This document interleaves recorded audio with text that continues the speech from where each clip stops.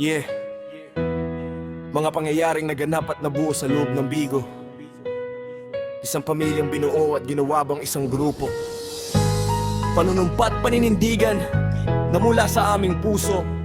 Kahit na bawat kasapi namin ay nakikipag-isang buo. Haha.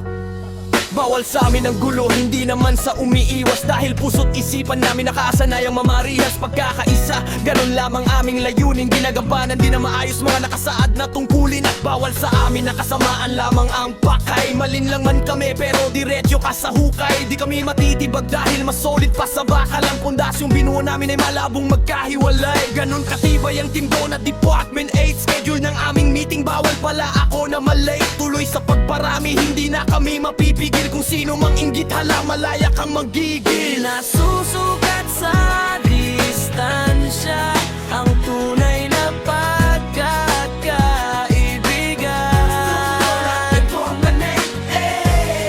Ay laging may katapatan sa bawat isa, di na kailanman mabubura. Kahit na may sakuna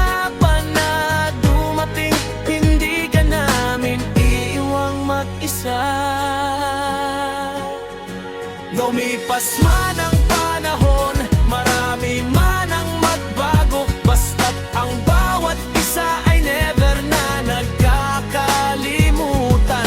Kahit malayo man ang bawat isa sa atin ay laging nakatatak sa puso, isip at damdamin. Di nasusukat sa distansya ang tunay na